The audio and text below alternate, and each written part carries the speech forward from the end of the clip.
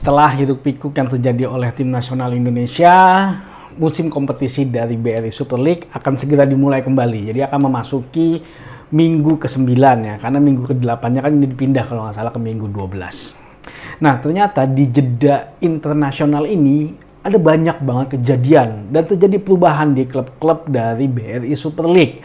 Apa aja perubahannya? Yuk kita bahas. Bersama gua Alpin, seseorang yang punya komitmen untuk sepak bola Indonesia.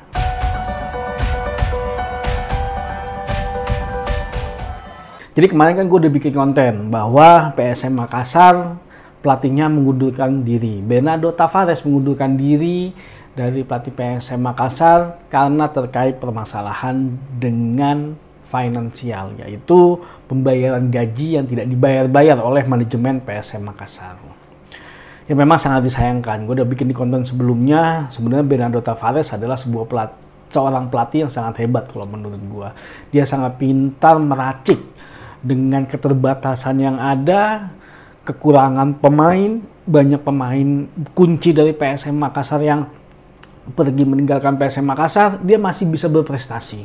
Bahkan terakhir dia menutup karirnya dia di PSM Makassar dengan menang sama Persija dan juga berhasil menahan imbang PSM Yogyakarta. Luar biasa kalau menurut gue performanya Bernardo Tavares. Mungkin nggak ya kira-kira dia jadi pelatih timnas? Ya nggak tahu lah, kita tunggu aja ya. Nah, ternyata setelah itu gue berharap PSM Makassar akan menunjuk nih pelatih baru yang menggantikan. Karena ada klub lain juga yang juga ternyata memecat pelatihnya, yaitu Semen Padang. Dia memecat coach Almeida. Dan dengan cepat, dengan segera melakukan pergantian pelatih. Yaitu mengganti pelatihnya dengan Dejan Anthony. Ya, Dejan Anthony juga track recordnya udah cukup banyak di sepak bola Indonesia ya, baik sebagai pemain dan juga pelatih. Kalau pelatih kalau nggak salah dia terakhir memperkuat Barito Putra. Sebagai pemain dia pernah memperkuat Persebaya Surabaya juga.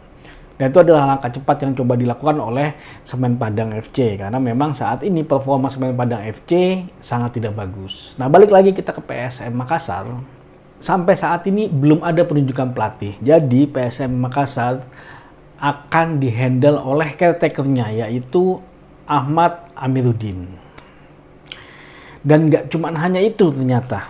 Ternyata PSM Makassar pun sekarang sedang menghadapi masalah tersendiri, yaitu ketika latihan official dia pertama untuk menghadapi minggu ke-9 ini, banyak pemain yang belum ikut latihan ya. Ada yang dipanggil oleh timnas, ada yang ikut TCU 23, terus juga ada pemain yang cedera, terus ada yang kena sanksi juga. Nah, itu menjadi masalah tersendiri sebenarnya buat PSM Makassar.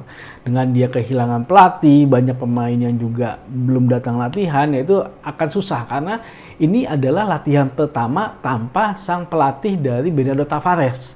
Jadi sebenarnya ini adalah momen si caretaker-nya Ahmad Amiruddin untuk memberikan apa game plan-nya dia kepada pemain. Tapi ketika pemainnya banyak yang nggak datang latihan, ya itu akan menjadi problem tersendiri menurut gue untuk menghadapi pertandingan pertamanya dia, gitu. Debutnya dia sebagai caretaker dari PSM Makassar.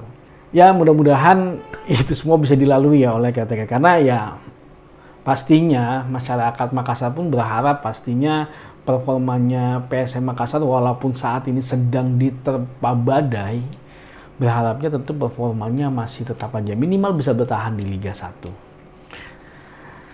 Nah, gak cuma itu ternyata berhenti, ternyata ada masalah lain lagi. Ternyata tanggal 8 Oktober kemarin FIFA melakukan ban lagi kepada PSM Makassar. Jadi PSM Makassar di-ban lagi, tidak boleh mendaftarkan pemainnya di bursa transfer sebanyak 3 periode.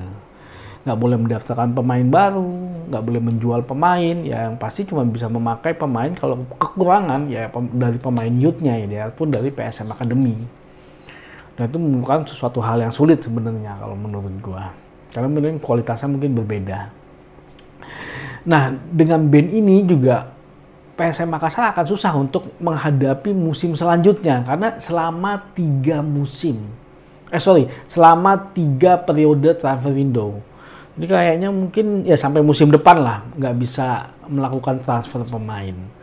Tapi kalau misalnya ternyata ada pemain yang habis kontraknya dan keluar, itu sih sah-sah aja gitu, sah-sah aja. Tapi dia tidak bisa merekrut pemain baru dan itu akan menjadi kendala gitu. Ya gue nggak tahu ya, kalau pemain nggak ngaruh kayaknya buat pelatih ya. Tapi mungkin kalau mau merekrut pelatih baru kayaknya harus diselesaikan dulu lah, karena belum tentu pelatih barunya juga mau dikontrak, karena udah kelihatan gitu permasalahan yang terjadi adalah masalah finansial gitu. Dan ini akan sangat berat kalau menurut gue jalannya dari klub PSM Makassar di kompetisi BRI Super League kali ini. Ya karena gue juga udah lama pernah tinggal di Makassar sih, gue berharapnya PSM Makassar bisa melalui badai ini, melalui terjangan turbulensi dari kondisi mereka sekarang. Nah semoga itu bisa terjadi semua. Nah di minggu ini juga ada sebuah pertandingan big match sebenarnya, yaitu antara Persita Tangerang melawan PSIM Yogyakarta. Karena saat ini Persita Tangerang itu meningkati peringkat kedua, sedangkan PSIM Yogyakarta menduduki peringkat ketiga dengan hanya selisih 1 poin. Menarik sebenarnya ini pertandingannya, cuman sayangnya kok dilaksanakannya hari Jumat. Aduh, jam kerja, gue nggak bisa fokus nonton ya. Mungkin gue akan nonton rewind-nya mungkin nanti ya, dan melihat seperti apa pertandingan ini. Tapi yang jelas dengan selesainya jeda internasional, BRI Super League sudah siap mengarungi langkahnya yang baru. Ya mudah-mudahan apa yang terjadi pada tim nasional kita tidak mempengaruhi terkait dengan performa dari masing-masing pemain yang bermain di BRI Super League. Karena kita berharap bahwa sebenarnya dengan liga kita yang baik, tentunya kita bisa memberikan sesuatu untuk tim nasional Indonesia. Dan gue selalu berharap sebenarnya produk akhir dari liga itu adalah tim nasional. Gak cuman hanya pemain sebenarnya. Karena kita produk akhir dari liga itu adalah pembinaan usia dini, juga adalah produk akhir dari liga, karena ada kompetisi EPA di sana. Dan tentunya kita berharap bibit-bibit baru akan muncul yang mungkin nggak mesti berkiprah di BRI Super League. Siapa tahu bibit baru itu bisa berkiprah di luar negeri dan lain-lain. Dan tentunya kita memberikan banyak pemain untuk menjadi opsi dari pelatih tim nasional untuk bisa meracik komposisi tim nasional kita. Ya mudah-mudahan itu semua bisa terjadi dan kita bisa melihat tim nasional Indonesia masuk ke Piala Dunia. Maju sepak bola Indonesia.